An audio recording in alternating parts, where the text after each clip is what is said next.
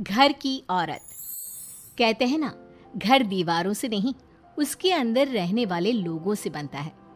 लेकिन क्या हो जब घर के लोग ऐसे हो? सारा दिन खाती रहती हो, सोती रहती हो, कोई काम नहीं है तुम्हारे पास। ऊपर से बहू के आ जाने के बाद तो तुम और निकम्मी हो गई हो। दिखावे के लिए हाथ में माला पकड़ ली है, बाकी कोई काम नहीं करती। अरे कैसी बात कर रहे हैं? अब तो बहू आ गई है, अब तो मेरी बेइज्जती करना बंद कर दीजिए। जैसे तैसे मेरी तो जिंदगी कट गई, गालियां खा खा कर। अरे उस बेचारी को तो छोड़ दीजिए। तभी बेटे के जोर जोर से चिल्लाने की आवाज आती है। कहा था ना तुमसे रिजाइन कर दो, क्यों नहीं किया? और ये पर्स लटका कर कहाँ निकली? चलो कमरे में, काम करो घर का। बहू बेटे की लड़ाई सुनकर सास ससुर बाहर आ जाते हैं। सामने खड़ी होती है नई नवेली बहू रीमा। देख लीजिए माँ जी, शादी से पहले तो मेरे माँ पापा के सामने कहा था कि शादी के बाद नौकरी करने देंगे, लेकिन अब क्या कह रहे हैं? तो तुम माँ जी को क्यों बोल रही है बहू? तब उसका मन रहा होगा, अब नहीं है। पर पिताजी, उसके मन से मेरा करियर तो नहीं चल सकता ना। ससुर को बहू की बात पर गुस्सा आ जाता है। वो बेटी की तरफ देखता है। पापा से जबान लड़ाती है, रुक। ये बोलकर वो पत्नी को खींचकर कमरे में ले जाता है और बंद कर देता है। ये सब देखकर सास दुखी हो जाती है। पति के जाने के बाद सास बेटी से कहती है, देख बेटा, अब जमाना कुछ और है। तेरे पिता ने घर में औरतों की कद्र नहीं की, लेकिन तू ऐसा ना बन। शहर की समझदार पढ़ी लिखी लड़की से शादी की है तूने, उसका ख्याल रखा कर, तमीज से पेश आया कर। जा, बहू को कमरे से बाहर ले आ। लेकिन बेटा नहीं मानता और बहू कमरे में सारा दिन बंद रहती है। शाम को बेटा बाहर जाता है कि सास चाय और बिस्कुट लेकर बहू के कमरे में जाती है। बहू बेटा ये ले, चाय पी ले। रो रो कर कैसी शक्ल बना ली है बेटा। माँ जी, ये कैसे लोग हैं? आप कैसे मैनेज कर रही हैं? ऐसे थोड़ी ना होता है माँ जी। घर की औरतों को तो पिताजी और ये इंसान समझते ही नहीं।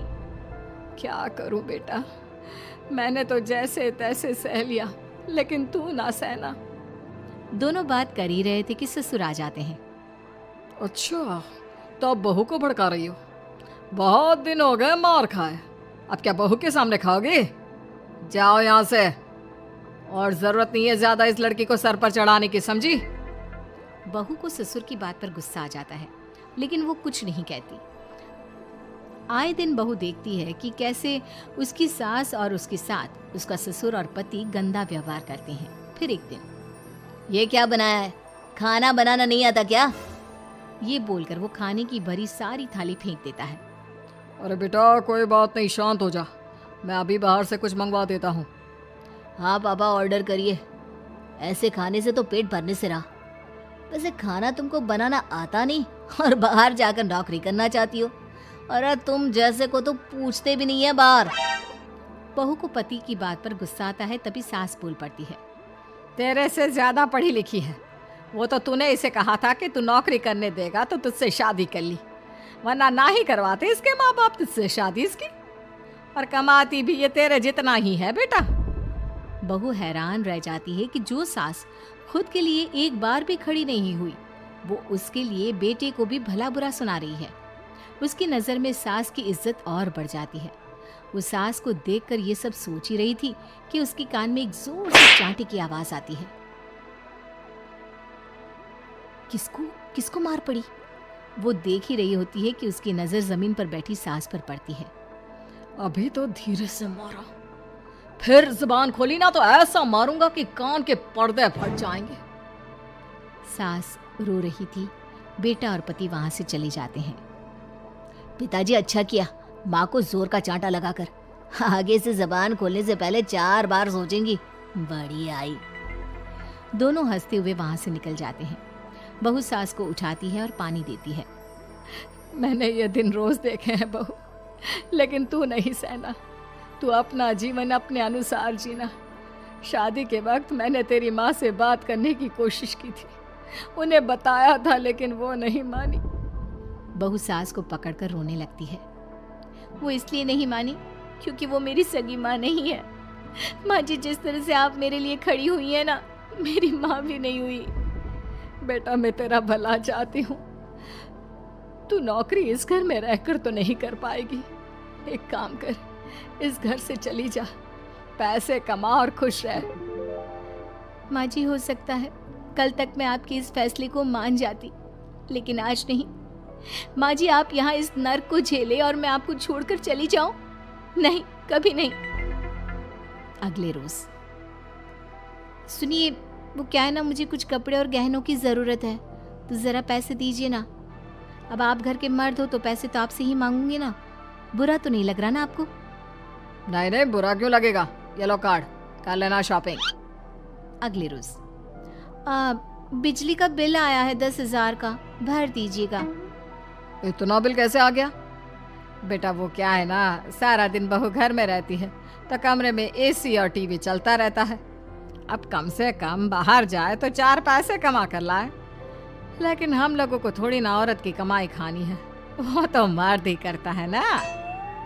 पति पर्स देखता है और फिर हाँ माँ, ठीक बोल रही हो, खैर चलता हूँ, ऑफिस का वक्त हो गया है।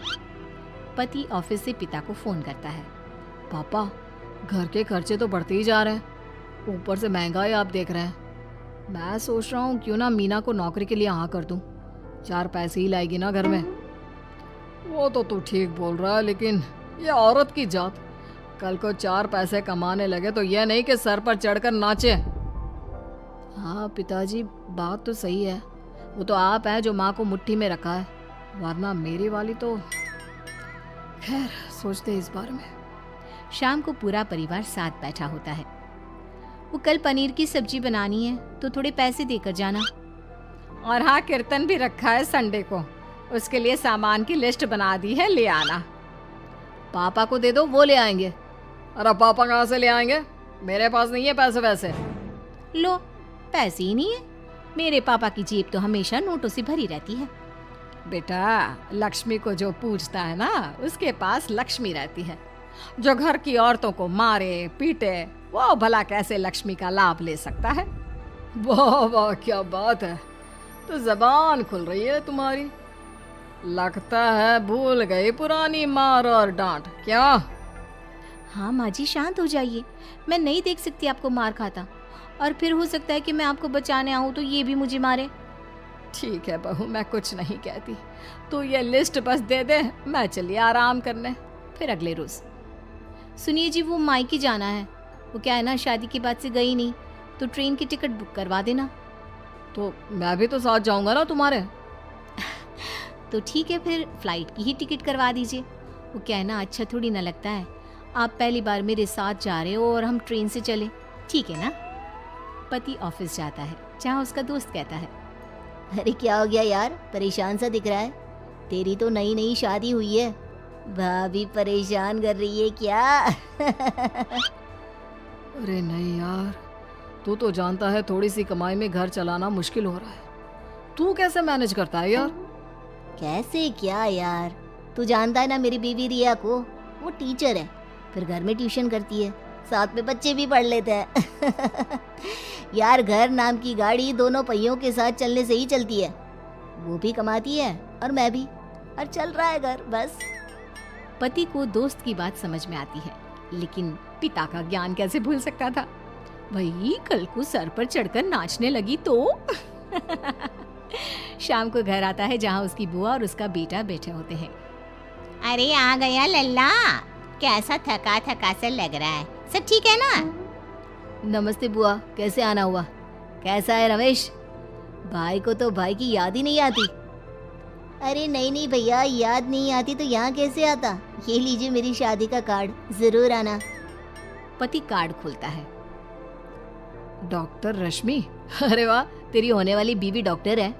और क्या भैया, आपकी बीवी इंजीनियर तो मेरी डॉक्टर। तभी वहाँ सास आ जाती है। अरे जब घर में ही बिठाना है बेचारी को, तो काहे का इंजीनियर है, तो काम वाली ही, घर का काम करती है और आराम। इतनी पढ़ी लिखी लड़की को घर पर क्यों बिठा रखा है? अरे बहू कहीं झोला छाप डिग्री तो नहीं लेकर आई है? पत्नी की बुराई सुनकर पति को गुस्सा आता है। नहीं बुआ, यूनिवर्सिटी टॉपर है मेरी मीना, और हाँ, बड़ी कंपनी में काम भी करती है। बस शादी के बाद कुछ महीनों की छुट्टी ली थी, अगले हफ्ते से ऑफिस शुरू हो जाएगा। क्यों मीना? तभी ससुर आ जाते हैं। हाँ, लेकिन फिर घर का काम कैसे होगा? और पैसे कमाने लगेगी तो सर पर। पिता की बात पूरी नहीं हुई कि बेटा, सर पर चढ़ने का हक है उसका पापा। पत्नी है वो मेरी, यानी मेरे घर की रानी, और रानियां तो सर का ताज होती है। क्यों मीना? मीना पति की बात सुनकर शर्मा जाती है। वाह बेटा, तू सही समय में समझ गया कि औरतों की इज्जत करने वाले घर में शांति और लक्ष्मी का वास होता है।